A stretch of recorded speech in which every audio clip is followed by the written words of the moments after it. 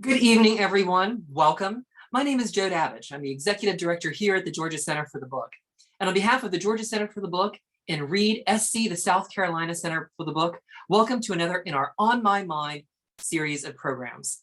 The On My Mind series, of course, was developed by the Georgia Center for the Book and the South Carolina Center for the Book to highlight books, authors, and topics that we share, as well as our common border. Just a few things before we begin this evening. I'd like to remind you that if you'd like to ask a question after our formal presentation, please do so by using the Q&A feature. You'll find the Q&A button at the top or bottom of your screen, depending on your device. Click on it and feel free to type in your question. That way we can keep track of them and answer them in turn. Also in the chat, you'll find links to order the books this evening. Locally, we have books from Foxtails Bookshop, and you'll find the ordering links in the chat. We'd also like to draw attention, if you would like signed copies of Taste of the State by Kevin Mitchell, that Blue Bicycle and Buxton Books both have signed copies. So if you would like to pop into those independent bookstores this weekend and pick up a copy, we do encourage you to do so. And we also encourage you to shop in independent bookstores wherever you all are joining us across the United States. Right now, I'd like to remind you that we are also turning on live transcriptions for our hearing impaired patrons. You can find the CC button at the top or the bottom of your device. And when you click on it, you can enlarge the font to make it more comfortable for you to read. Right now, I'd like to begin our formal presentation with some introductions. Kevin Mitchell is the first African-American chef instructor at the Culinary Institute of Charleston in South Carolina. He has culinary arts degrees in occupational studies and management from the Culinary Institute of America and a master's degree in Southern Studies from the University of Mississippi, where he studied Southern foodways, the preservation of Southern ingredients, and the history of African Americans in the culinary arts. In 2020, Mitchell was named a South Carolina Chef Ambassador. His book, Taste of the State, South Carolina's Signature Foods, Recipes, and Their Stories, is a history book with a few recipes, and is a vivid cultural history of South Carolina's most distinctive ingredients and signature dishes. Matthew Raiford was named a 2018 James Beard Awards semifinalist and has been featured in the New York Times, Southern Living, and more. Bresson Yam, Gullah Geechee recipes from a sixth-generation farmer, contains more than 100 heirloom recipes from a dynamic chef and farmer working the lands his great-great-great-grandfather did. We're going to invite them both here tonight to have a wonderful conversation, and we're going to focus on some common ingredients in these historical foods and recipes like rice, peas, okra, and rattlesnake watermelon, or if you're on the other side of the border, Bradford watermelon in South Carolina. Once again, thank you all so much for joining us for this program. And please join me to welcome Kevin Mitchell and Matthew Raiford. Gentlemen. Good evening. Just wanted to expand a little bit. As Joe said, I am the first Black chef instructor at the Culinary Institute of Charleston. I was recruited by the school about 14 years ago. When I was working in the industry at the time, I was working at the MGM Grand Hotel and Casino, where I ran one of their largest restaurants in the casino, where we fed about 2,000 and 3,000 people a day. I also have worked for Starwood, which is now Marriott Hotels, in opening up hotels throughout the country, whether it is in Atlanta, Chicago, Philadelphia, so forth, so on and so forth. And as Joe said, 2 degrees from the Culinary Institute of America, and that is actually one of the few first places where Matthew and I made our first connections. And it's a very interesting story because we first connected via email. I was going to school there at one point. Matthew was there at one point, and people were telling us that, hey, you remind me of this guy named Matthew, or hey, you remind me of this guy named Kevin. And eventually Matthew reached out via email, and we've been friends and colleagues ever since. So that's going on, well over 20 years. So these conversations that we will be having this evening are conversations that we were having back in the early 90s when we were first getting out of culinary school. And I'll let Matthew expand on that as well.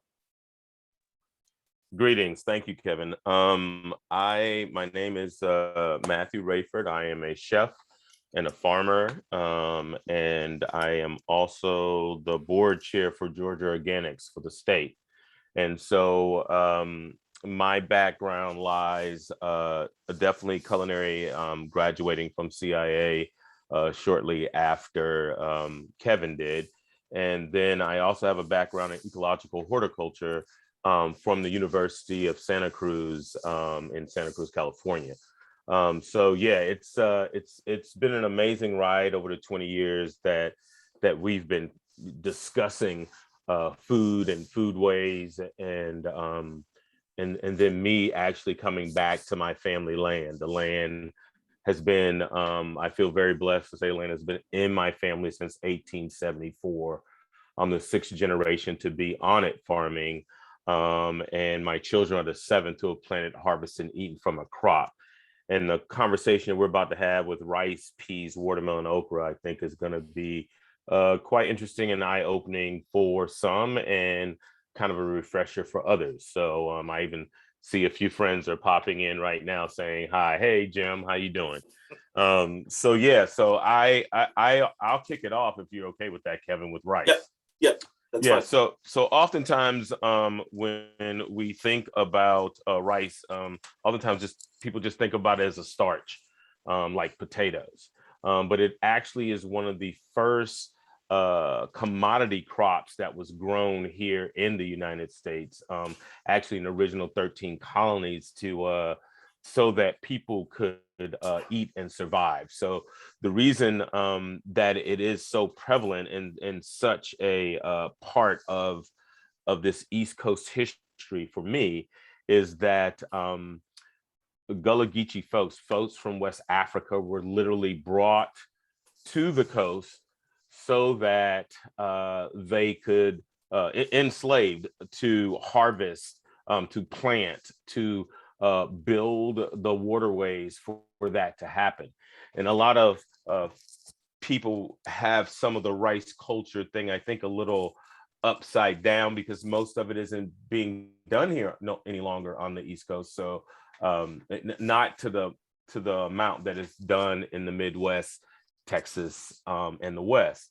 So a lot of times people have forgotten that this coast is what started, and then things were pushed away. So rice culture is really big. It still is very big here in here where Kevin and I are located.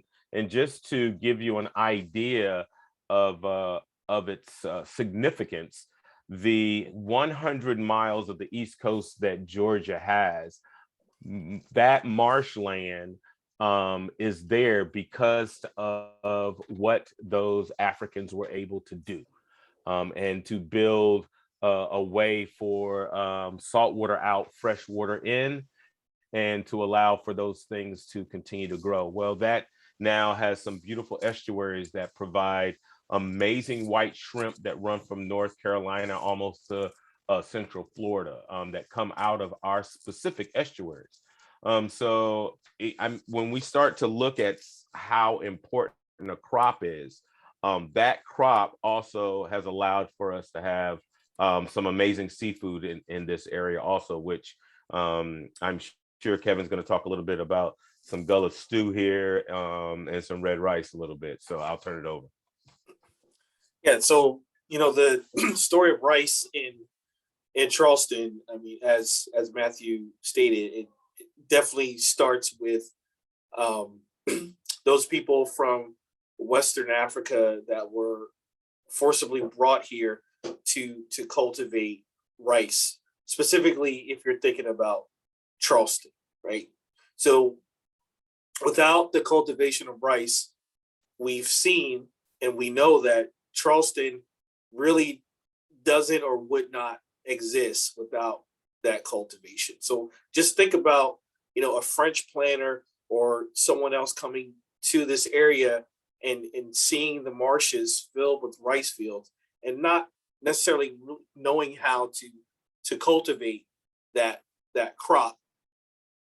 So in their mind, they think, well, who does, right? Outside of those people from Asian countries where, of course, rice culture is very important as well.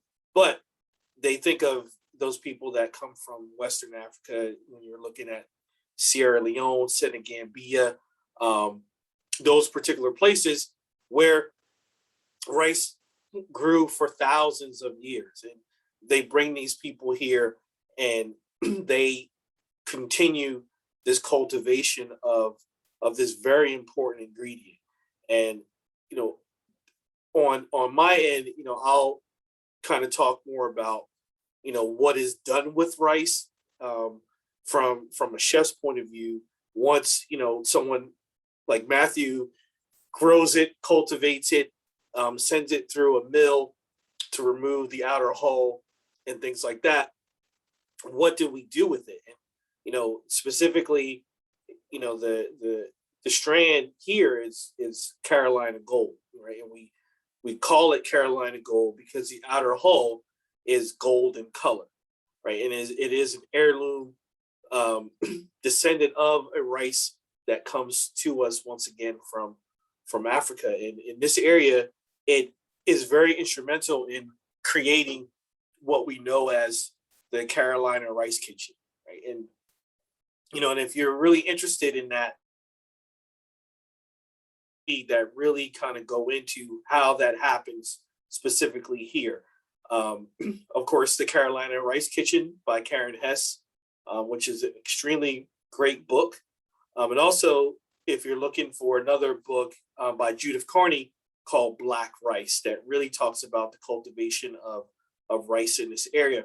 And then you can also go into another book by Judith Carney, In the Shadow of Slavery, that talks about rice and some of the other products and crops that make this area, not only in South Carolina, but in Georgia, really instrumental in the creation of Southern food. So with the Carolina Rice Kitchen, we look at these enslaved cooks, freed cooks, or even formerly enslaved cooks who introduce rice to the tables of French planters or other slave owners. Like, so no matter what was eating or whatever was at the table, whether it was French food, because we know here in Charleston, the French Revolution brings the French here.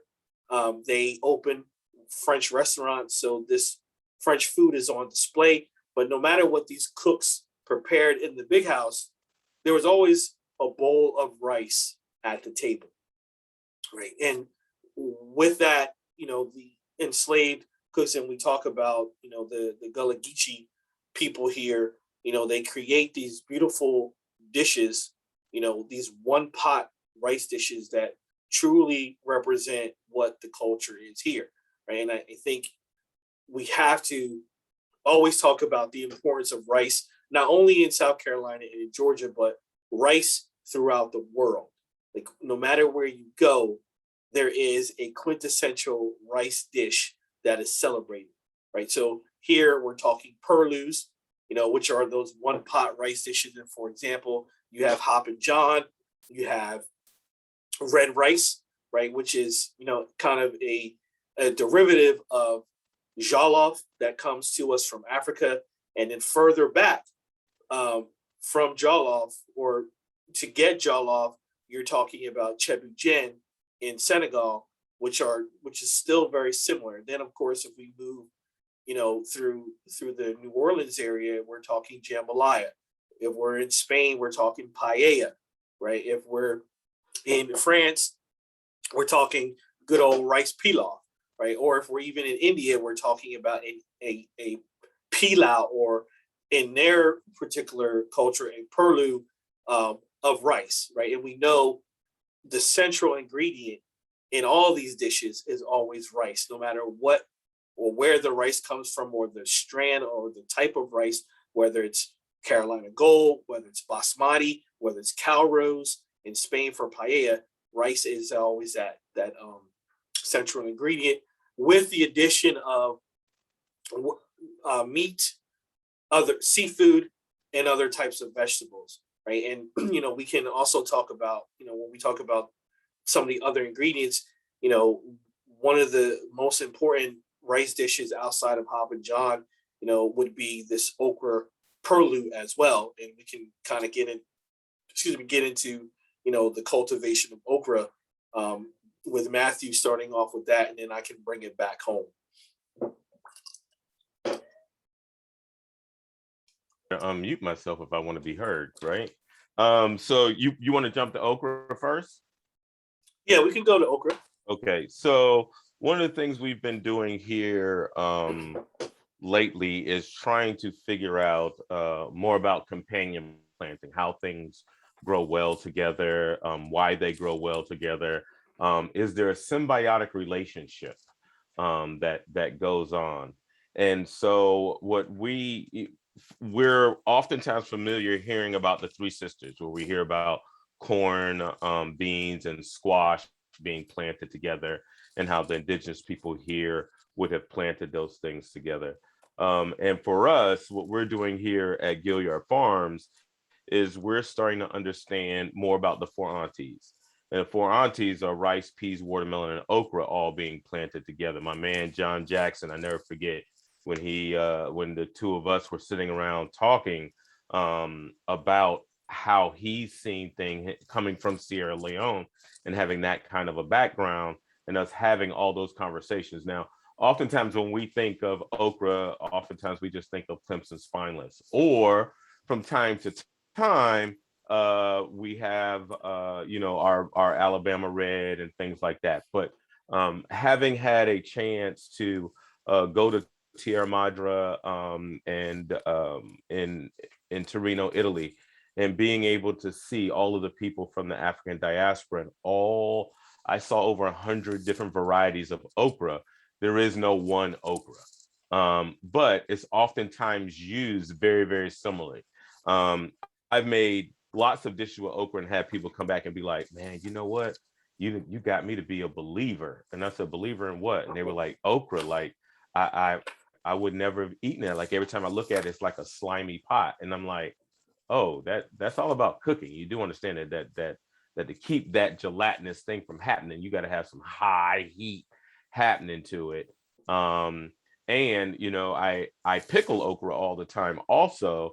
And I've also had people go, man, I've always had it still kind of slimy. And I was like, well, you leave the okra whole when you pickle it. Like you don't cut it, you don't pierce it, you don't do any of that. You leave the okra whole. And they're like, oh.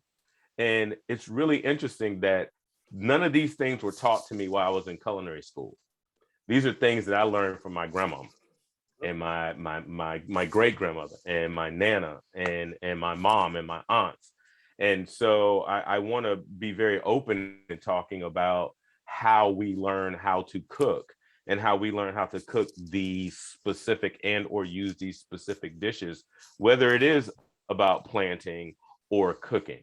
I have to date never seen any great chef of non-Black descent give anything other than his grandparents or an auntie or someone the full recognition for, I sat at the foot of my Italian grandmother and I learned how to make pasta. Well, there's no difference in me sitting at the feet of my grandmother and learning how to cook okra and not having it be slimy. So I just want to make sure that we're very open in that conversation, because a lot of the things that we digest in a daily setting of the media and the things like that have not necessarily shown any of these four foods to be anything that was something other than considered to be low food. The poorest of food, the dredges, so to speak. But I will tell you that there is not one haute cuisine that's out there that did not start off as lowly food. And so I just definitely want to say that okra is one of those things that has oftentimes been relegated to being poor and not always elevated as such an amazing vitamin and nutrient dense food to eat. And so I just want to make sure I put that point into place as Kevin gets ready to talk about okra. Well, you make a really great point. I think, being open, the main thing we need to always discuss is that, our food, Southern food, soul food, Gullah Geechee, whatever you want to call it, deserves to be put on the pedestal, just like, our our um our colleagues, as far as French cuisine, Spanish cuisine, Italian cuisine. Like this, our food is, it's the basis of food, period. It's, to me, it's the most important.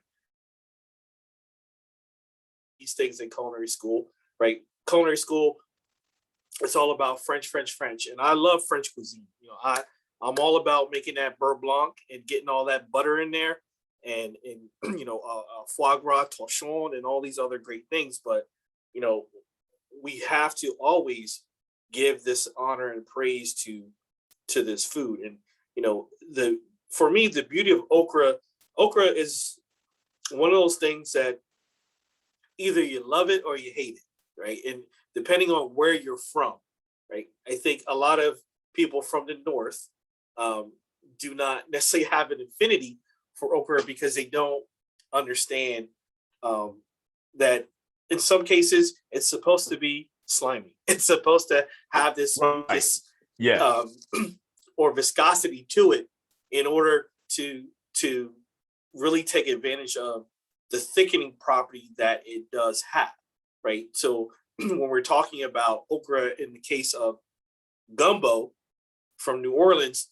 it's very important, right? The word okra, or the word gumbo, is an African word for okra, or king gombo, which is, what we learn from, the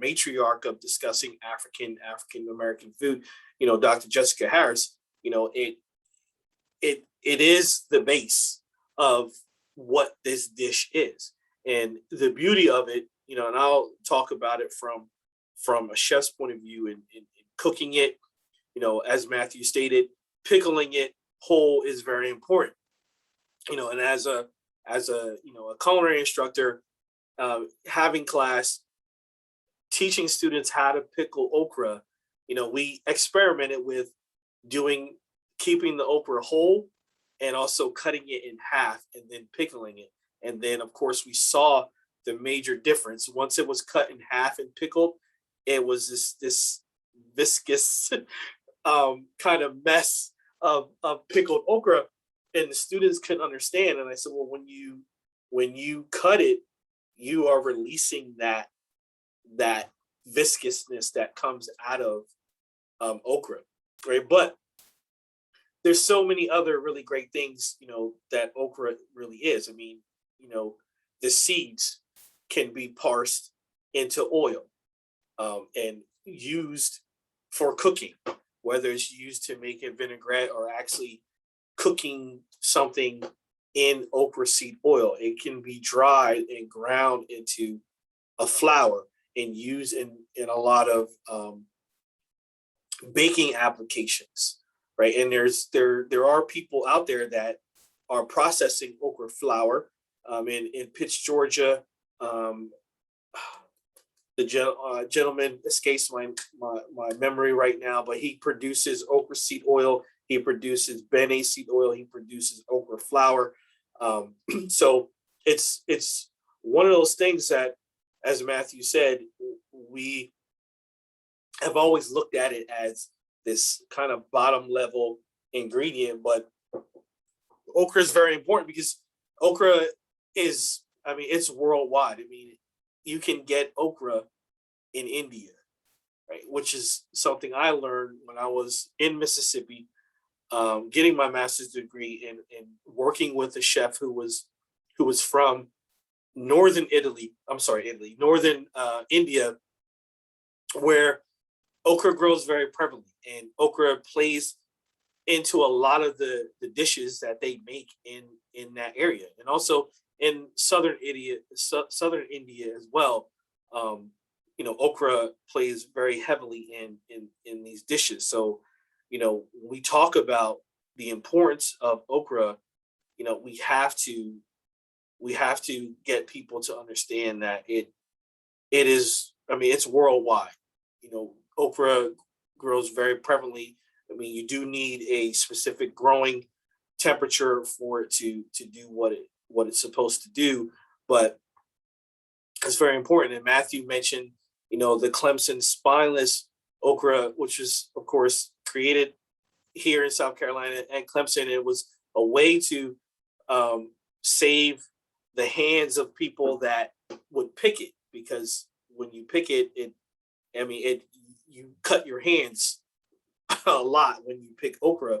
But creating that that hybrid of okra allow for this plant, for this crop to be grown a lot more and to be used a lot more. And speaking from someone that comes from the north, I grew up on okra. My grandmother was from the south, but growing up in New Jersey, she would make stewed okra and tomatoes all the time, and we would eat it over rice, right? And stewed okra and tomatoes really in this area is okra soup. Like Say it now.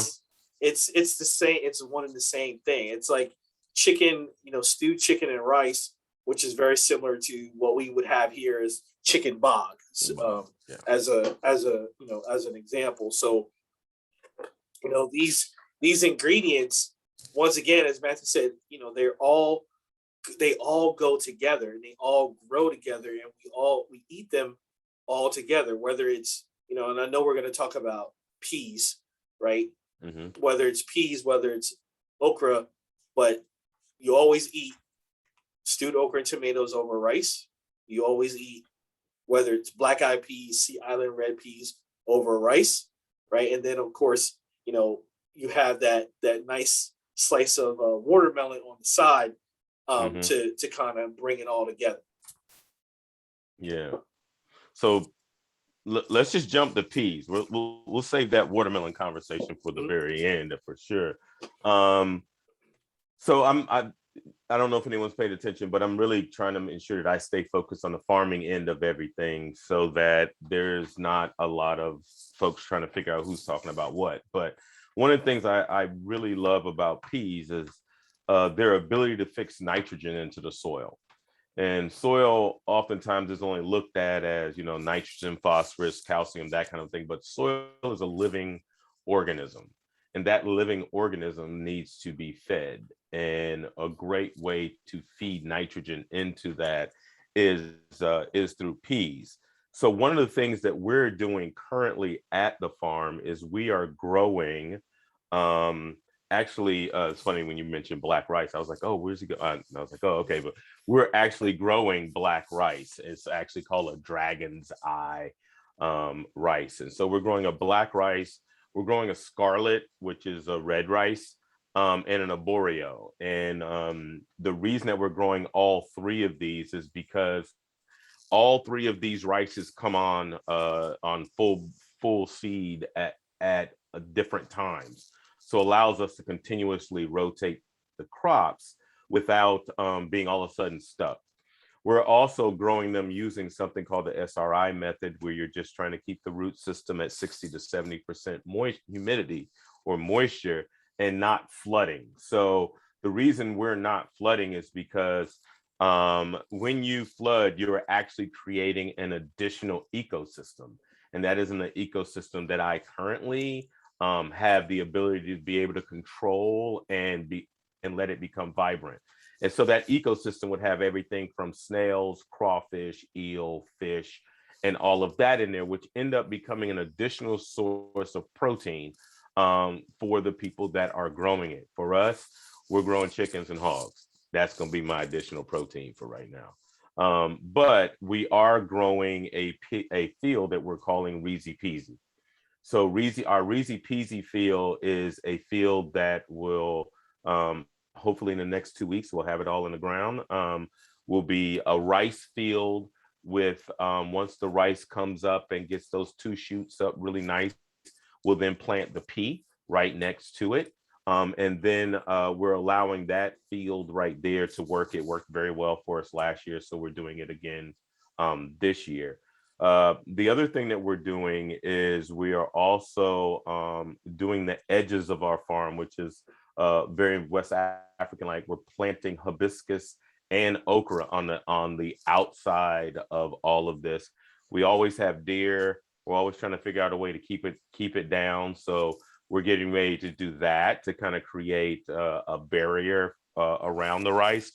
We're also dropping in things like garlic and onions and all of those things, because if you think about it, when you cook okra, fried okra, when you're cooking rice, when you're cooking peas, what are some of those you cook with it? Onions, garlic, peppers, things like that. So if those things cook well together, imagining them being planted together and then what's going to come out in the pot. So we're actually we're extremely looking forward to doing these specific fields right here. And we're going to we have one field that we've already started that we're calling the Four Aunties field, which is rice, peas, okra, and watermelon all being planted for the same reason you would do the Three Sisters, right? Keeping weed suppression, one, seeing how well the soil is constantly bouncing back. And, oftentimes people talk about cover crops. And one of the things that we're pushing to do is be able to go into having actually 2 full flushes of rice every year. And so by planting and using these specific methods, we believe that we will be able to do this for 2-3 years before we have to totally rotate all of the crops out, because the soil itself will not be losing nutrients. It will be constantly being fed. And so I'm also looking forward to sending some of that rice, the peas, the okra, and the watermelon all down to Chef Mitchell, or up to Chef Mitchell, sorry, so that him and his students can play around with it and see what happens.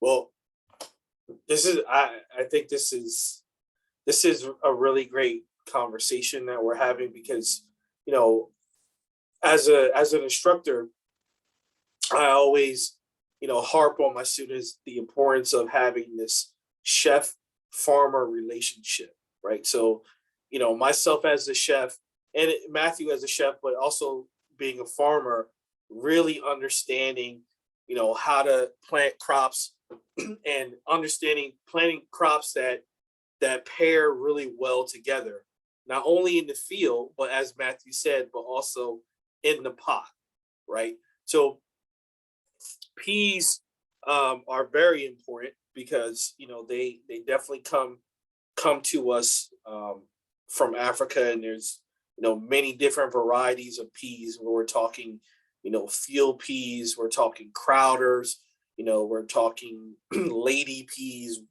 rice peas, and so many other different types of peas. And I think that for me, that's one of my favorite crops, mainly because as Matthew stated, and we talk about it all the time, most African Americans who are in cooking get this love for food at the feet of our grannies, our grandmothers, right? And my grandmother took me at 6 years old and was teaching me how to cook. And one of the first things she taught me to cook was a pot of black-eyed peas, right? So I have a huge affinity for black-eyed peas.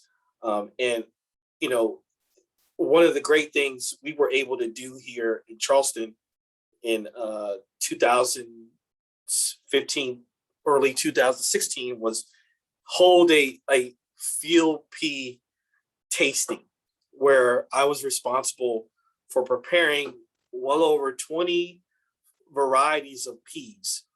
And what we were able to do was really reinvigorate and this work from George Washington Carver, who wrote volumes on peas, how to grow them, how to cook them, the different varieties and the different types. And it was really a great thing to do, because most times we talk about him in the, in the realm of the peanut, and not really giving him his due when it comes to field peas. So, just cooking these peas, and we cooked them all in the same way. A little salt pork and a little bit of salt and water. And we were able to kind of go through the flavor profile of the peas and really understand how they grow, right? And Matthew mentioned Reezy Peasy, and with that we're looking at the Sea Island red pea, where we can get them here in the Charleston area through, whether it's Marsh Hen Mills on Johns Island or James Island, or even Anson Mills in Columbia. And when we talk about crops that are complementary, rice and peas, right? Wherever you go, once again, there's always a rice and pea. We're going to Latin speaking countries, it's rice and gandules. Here in this area, it's either going to be Reezy Peasy, or the most famous would be Hoppin' John, right? Hoppin' John, a rice and pea dish where the peas and the rice are cooked together with some type of smoked pork product, or it can be a smoked turkey product, if you're not into pork, but or Reezy Peasy, where the peas and the rice are actually cooked separately but served together, right? So a big bowl of rice and this beautiful pot of Sea Island red peas that have been cooked down with bay leaf and water and other seasonings, where we take half the peas out, puree them, and then add them back to the pot with the whole peas, and then just pour it over a beautiful bowl of Carolina gold rice, right? So, and some biscuits and cornbread and I'm sorry. Yeah, I was if you want to throw some eating this dinner. if you want to throw in some andouille on that, right? It's just this really beautiful thing. When we talk about these crops, these ingredients, how well they complement each other, and always going back to and really understanding the chef and farmer relationship, right? The better relationship you have with the farmer, the better the food, the better the product you're going to get. And it's for me, I always explain to my students, if you know where the food is coming from, if you know who's growing it, who's cultivating it, you have a better respect for those ingredients, you treat them well, and you cook them properly, and you don't do what some chefs do, where they overthink it and they do too much to something. Just let the natural flavors and the natural textures come through, and you will make the best food possible, right? And understanding that when that box of mushrooms or peas or rice comes in your back door, someone was up early in the morning, toiling the fields, yes, sir, getting that stuff ready for you. You have to have that respect. That's what makes you a better chef in my mind. So, we've talked about rice, very important, right? Not only in Charleston and Georgia, and then of course we can always talk about rice growing in New Orleans. The rice fields in New Orleans. We can't forget New Orleans.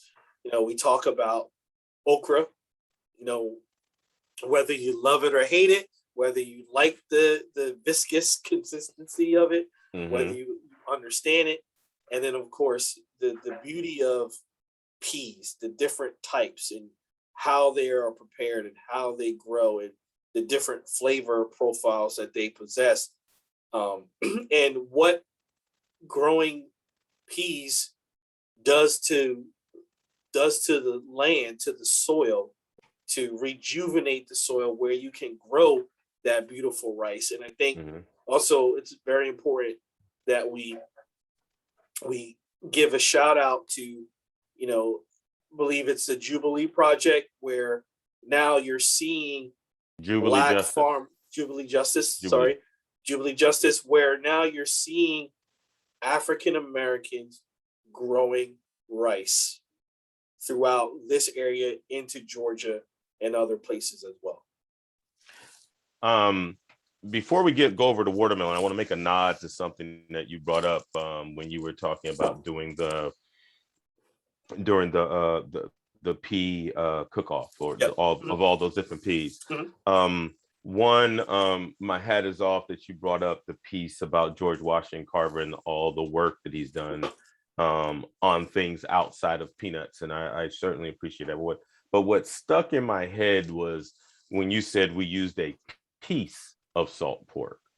You didn't say we used the whole hog in it, right? Yep. And what a lot of people, I want you to understand and to understand this process, is that piece was, you were lucky when you got the piece, but it was only used to add that smokiness and flavor.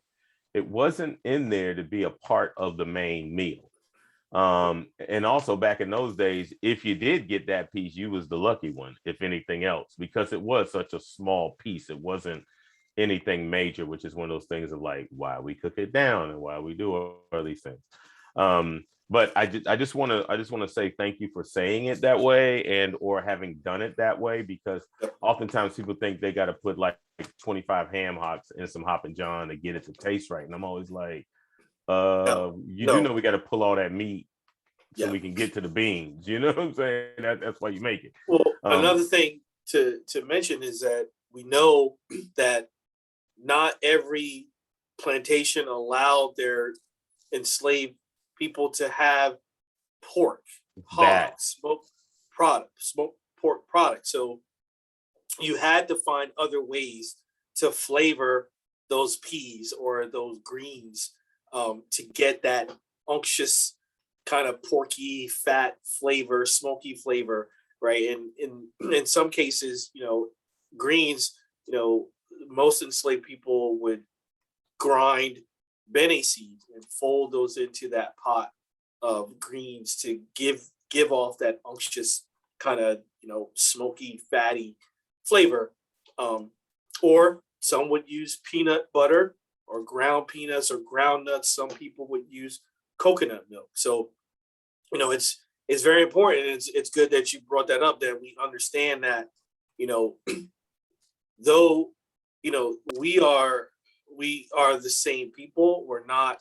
Our food specifically is not this monolith where it's we always got to eat ham hocks in a pot of greens or ham hock in a pot of collards or things like that. So it's those things are very important for people to understand when we talk about our food, Southern food, soul food, whichever one you want to call it, that we grow up, we come from different environments, and we eat things very differently, even though we may be using the same ingredients. Mm-hmm.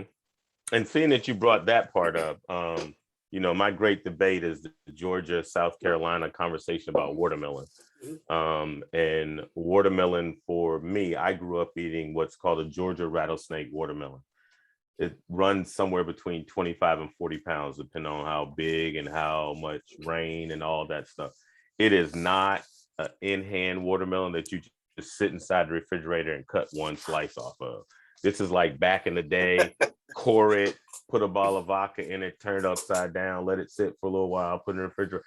Like that's the way you eat watermelon, right? That's one of the ways to do watermelon. But one of the conversations that we've been having, and I love what all the work that Nat Bradford has done with the Bradford watermelon.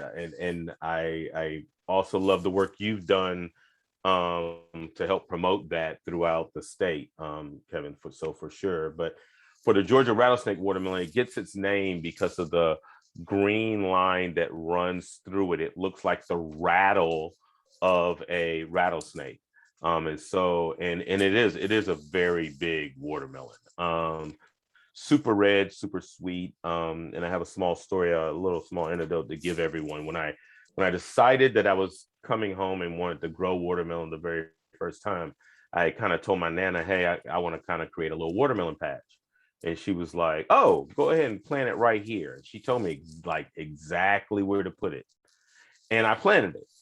And I remember bringing her the first watermelon out of the field. Or I told her I was going out to get the first watermelon out of the field. And she was like, well, baby, let me see if you remember what I taught you. And I had to think about it like, okay, so she taught me this when I was like, I don't know, 10, 11 years old. Am I going to remember that 30 years later? Exactly, you know. So I went out there and did my little thump thing. I went and turned. The only thing that I totally remembered off the rip was to smell the end before I broke it. And if the end was already smelling a little sweet, I probably was going in the right direction. So I brought that watermelon in the house. And she just sits there at the kitchen island, and she goes, "You gonna cut it?" And I was like, I was so nervous to cut this watermelon. Never in my life. And I said, "Well, can you touch it first?" And she was like, "It don't matter now, you know. Like I want a blessing or something, you know." And so I cut it, and right when I cut it, the juice just ran completely red all over, and she just took her finger and just kind of tapped the red and was like, it's almost there. And I was just like, oh my God, like almost. I mean, and the thing weighed like 28 pounds, right? It was big. But one of the things I've also learned about all four of these things that we talked about is that we can't rush Mother Nature. Like right now, we believe that we have access to every single thing. But growing up the way I did here on the farm has allowed me to realize that, yeah, it takes 60 to 90 days to get that tomato from the time it hits the ground as a seed to grow all the way up. And so that watermelon incident for me actually has set that in my brain, is that, you know, all the amazing things that we watch people create and or do, whether it be Taste the State with your book, Kevin, or my book, Breast and Yam, all of it has to take time for it to come out to be the thing that it is. And I hope that everybody that's listening today kind of understands that this has all been a process. Growing food, cooking food, it's all a process. And that, you know, just like that Georgia rattlesnake watermelon, we have to give it time. Even though we might think we might be right where we need to be, we still got to give it the right amount of time and the right amount of love. So I'm gonna turn this over now to Kevin. Well, I think the beauty of the Bradford watermelon is it comes on during a time where watermelons are really not in season. Like regular watermelons are not in season, right? So with this Bradford watermelon being in Nat's family, I mean, it has a very interesting story. I mean, it was one of the most prized watermelons here in the state.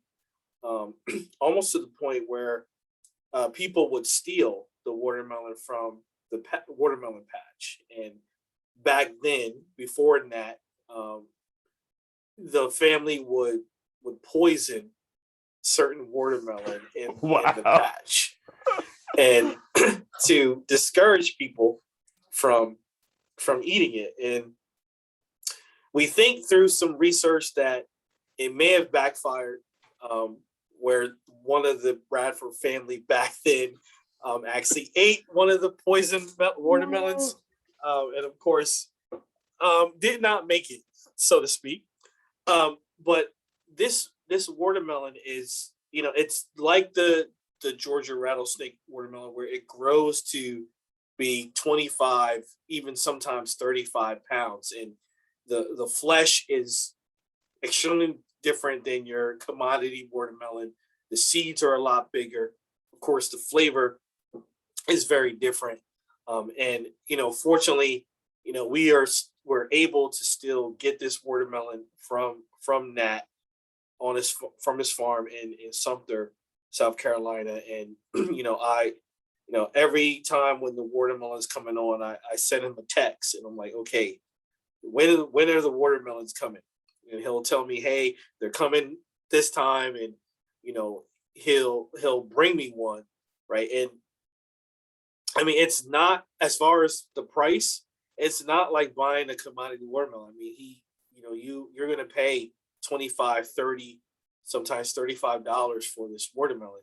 And if you're in South Carolina and you're able to get it, I definitely, encourage you to seek out Nat and and get this watermelon. But there's also another variety of watermelon, synonymous to South Carolina, and it's Odell's white watermelon, right? Which there's still, I believe it's still in the Odell family, and there's still one person still growing this watermelon, but once again, it's still very hard to find, right? You got to really be in the know, and that's, I think, another thing of beauty about food and having these relationships with farmers.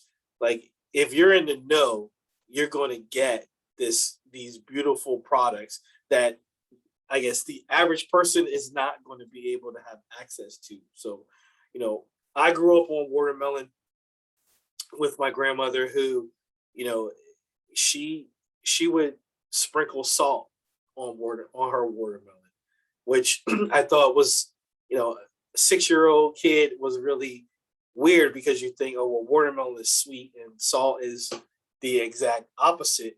But when you go through culinary school and as a chef, you learn that salt is a flavor enhancer, right? And I tell my students that do not look at salt as a seasoning. It enhances the flavor in which of whatever it is that you put it on, right? So think of salted caramel.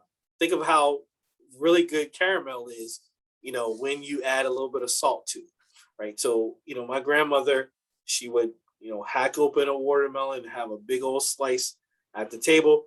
And then she would be there with her, with her Morton's iodized salt, Morton and sprinkle it Sanders, on. yeah. I've encouraged her to kind of move away from that, because I've encouraged her to use, more natural, like use kosher salt, use sea salt. But she would just sprinkle it and sit there and chomp at her watermelon. And, like I said, initially I was kind of like, what is this woman doing? But of course, once again, as a small boy, even, as an African American, we learn at the heels and the feet of our grandmothers, who know how to cook, and they just pass these things down to us, and they can't really tell us what they're doing. They have to show us, right? And they can't really write it down. And even today, if I go home to cook something for her that she always cooked for me, it's never going to taste like grandma's macaroni and cheese or sweet potato pie. I can give her the French, blanquette de veau and the chicken fricassee, and she, oh baby, that's wonderful. But that stuff that I learned from her is just never going to be what Granny made. But just kind of going back to we learn this through our grandmothers, and then as we become chefs and farmers, we accent that knowledge with what we learn from that point. Like, so it's this building block of things that we develop. And these ingredients, and Matthew and I can talk about so many other ingredients that that are really important to whether it's Southern Gullah Geechee, soul food. But we just thought that the 4 that we talked about this evening were probably the most important, and also the most recognizable ingredients that people would know. So you mentioned peas.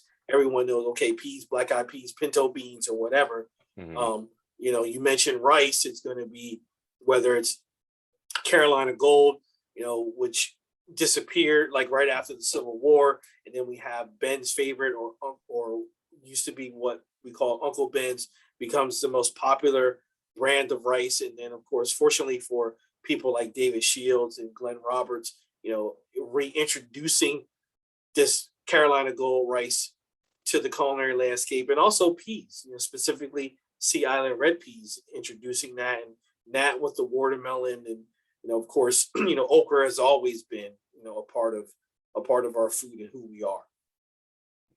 Yeah, I want to say these four aunties are what Gilliard Farms is putting in the ground right now this spring, and we're not going to stop. I think the conversation having with Kevin about other things that we need to grow more of and have more conversation about.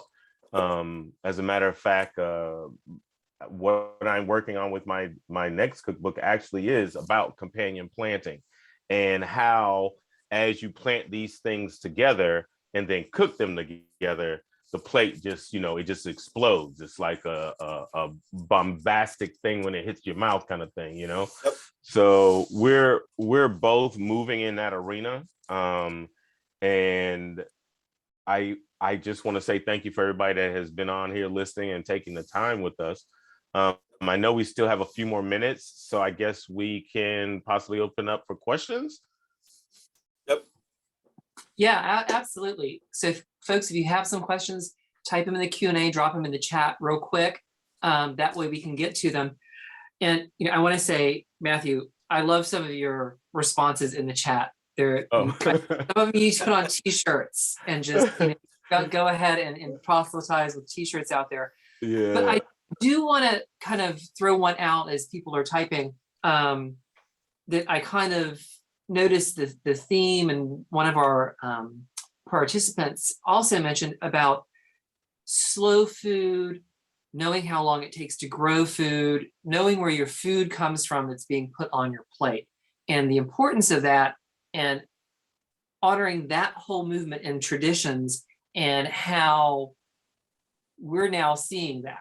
And the importance not only for people to buy from local farms and local produce, but also know when you go to a restaurant where that food comes from, and that the pork that you're getting was grown at a farm 50 to 100 miles from here, or that your watermelon is coming from here.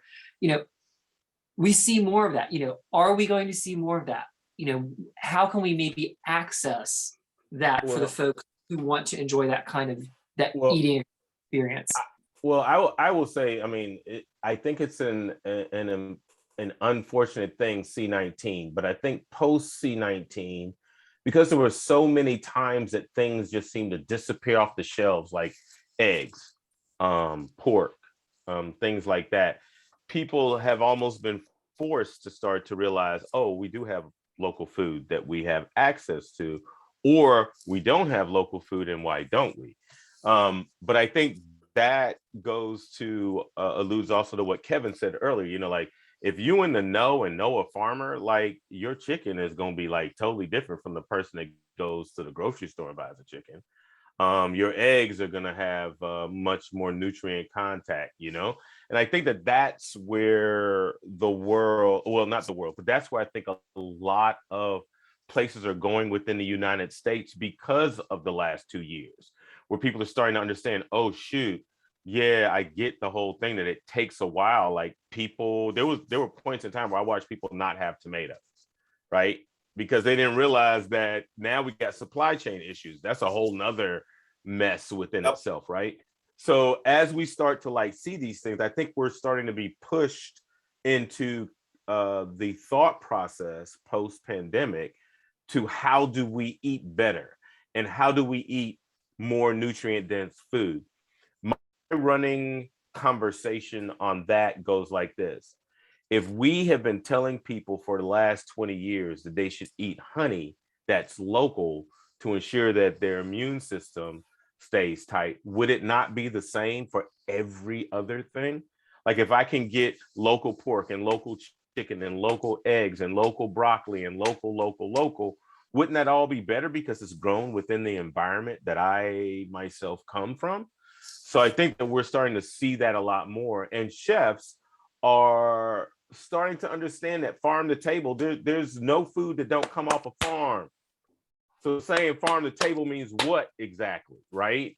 And that there's something that Kevin and I learned way back in school was truth in menus. That was an actual conversation in food law, where if you put something on a menu, you're supposed to be able to actually be able to say the traceability is it came from over here. So I think that people are becoming more savvy. People are starting to understand what their bodies need a little bit more. We're starting to understand that a sense of place also means local and means that we connect with each other a little bit better. Like I know probably right now, everything from North Carolina to middle Florida, I have a network of amazing farmers that I'm connected with, not just within just Georgia Organics and being a part of that, but just those farmers that are raising Black Angus cows on that are grass fed. Nat Bradford doing the Bradford watermelon, the Carolina Gold rice is being grown in this area, the Sea Island red peas, the chickens that are, so there's a lot that's starting to like really manifest itself right now because people are starting to understand how important it is, Joe, for us to be connected within the local food system. Yeah, and I think it's been really important and a great thing that organizations like Georgia Organic or the South Carolina Chef Ambassador Program, where it introduces chefs and other people to these local farmers. Like as a South Carolina Chef Ambassador, when I travel to do an event, to do a dinner or whatever, we are really, it's the demand is that we use South Carolina ingredients, like South Carolina grown, mushrooms or whatever it is, whatever dish that we're making, most of our ingredients have to come from this area. So I think, I agree with Matthew that the pandemic has definitely opened a lot of eyes to people to be like, well, even when I go to the grocery store now, I can't get chicken at a decent price, right? So because the supply chain, right? Or I can't get my favorite vegetables that I usually get from, whether it's a Publix or whatever.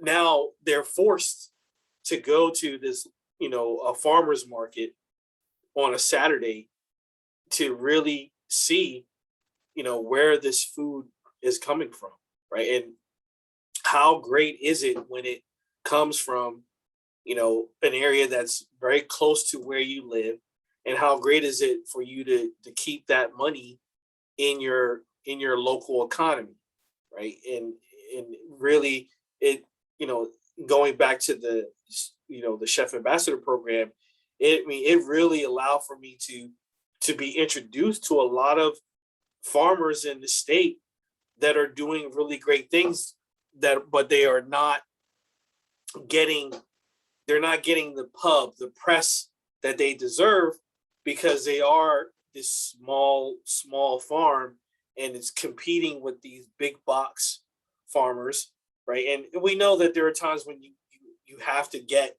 things from them based on the season if you want to eat seasonally, right?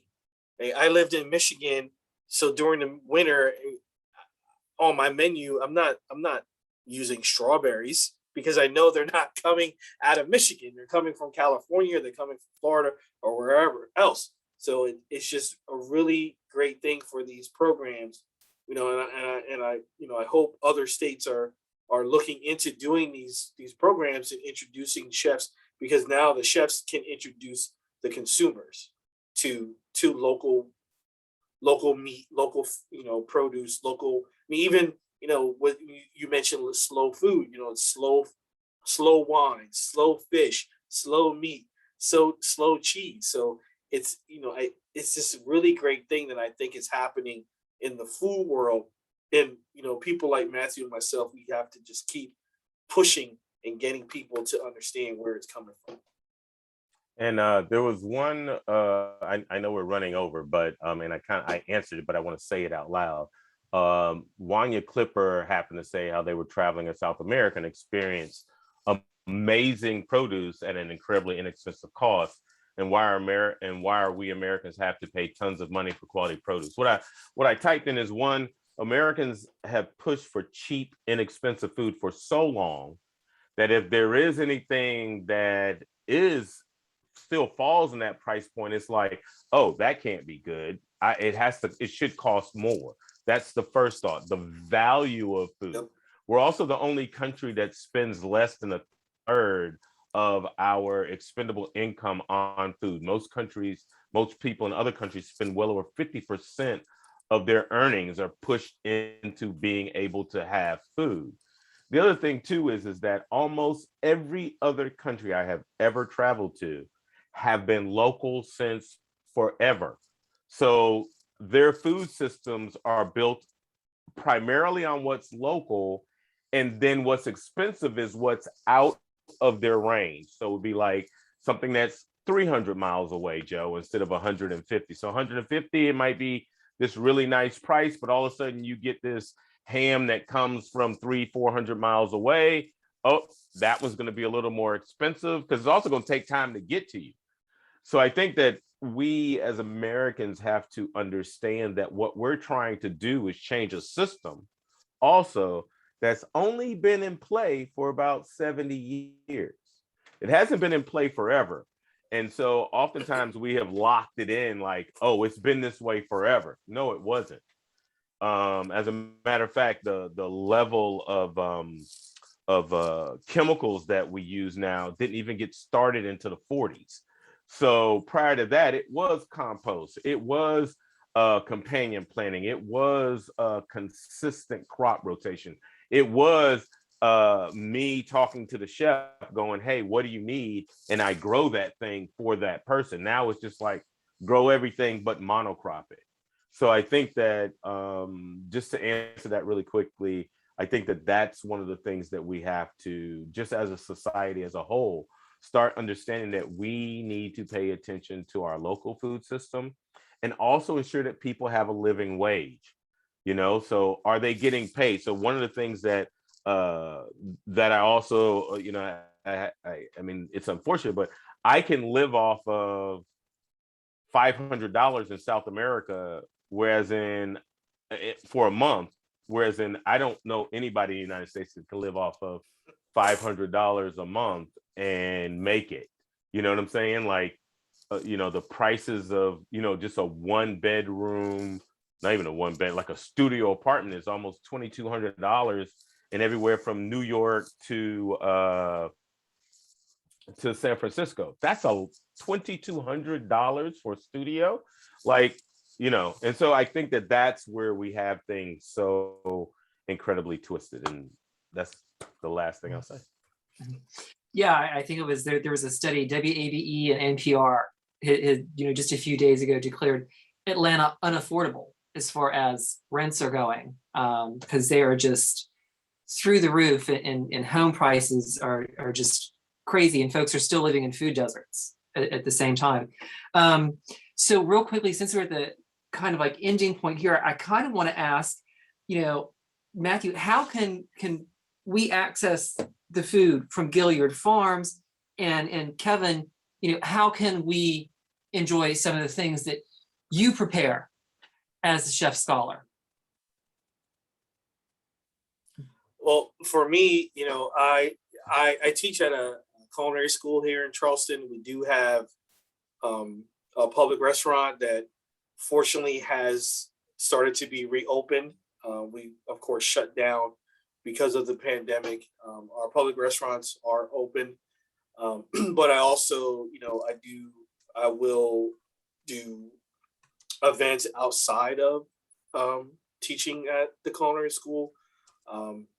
So if someone wants, a chef scholar experience, I'm definitely willing to kind of tailor a menu to what you want, and, really, focus in on, what a lot of my work really is exposing people to the stories of formerly enslaved or enslaved cooks, specifically in Charleston, but of course throughout the South. And one of the major things I was able to do was to recreate this dinner that was held in 1865 by a former slave who actually owned a restaurant, and with the celebration of the end of the Civil War, hosted a dinner where whites and blacks broke bread at the same time in the same room. And that dinner was recreated 150 years later in 2015. And I'm definitely willing to, and so these dinners that I plan on doing will introduce people to who these people were and why they are so important in the Southern food discussion. And then also these dinners will also kind of take people through, and I'll flash it up. We'll take people through the book, talking about these ingredients, the history of the ingredients, and some of the stories. So people can kind of reach out to me through my social media, on Instagram, Facebook at Chef Scholar, or I'll type in my email address into the chat. People can reach out to me there as well. And for me, I would definitely say reach out. I just typed in our website, www.strongroots9.com. By the end of this year, we will have done our first full harvest. We're finishing up finding our bagging system and milling system to put the rice, because we want to ensure that by 2023 we are commercially driven, so that we can make sure those things get out. And so that would be the easiest way to date. We're actually moving our farm website to be more informational than anything else. We've been overwhelmed between breast and yam, which means bless and eat, and Gullah Geechee coming out, and just all the other things that we've been trying to do on the farm. So trying to streamline all those processes, which is what food is about. So www.strongroots9.com, and as I put it, I'll type it in one more time, m@9sr.co, the shortest email address in the world. Is a great, no .com, .co. So if someone wants to get in touch, reach out, please do. And also look out for all the things that Kevin and I are getting ready to start doing more together. Because just like on Amazon, where they have us together as a package, when you can buy both of our books at the exact same time. And we've known each other for over 20 years. We are stronger together than we are apart. Yep. Well, gentlemen, this was an absolute amazing talk. I know there were tons of compliments over in the chat, but truly just historical, eye-opening, and so informational. I encourage all of you to purchase copies of Breast and Yam, Taste of the State, at your local bookstores or wherever you can find copies of them. Enjoy the history, enjoy the food. Thank you all again so much for giving us this opportunity to come into your homes tonight. And it's a great book title, but bless and eat, y'all. Bless and eat. Have a good day. Have a good night. Thank you all so much. All right. Have a good evening, everyone.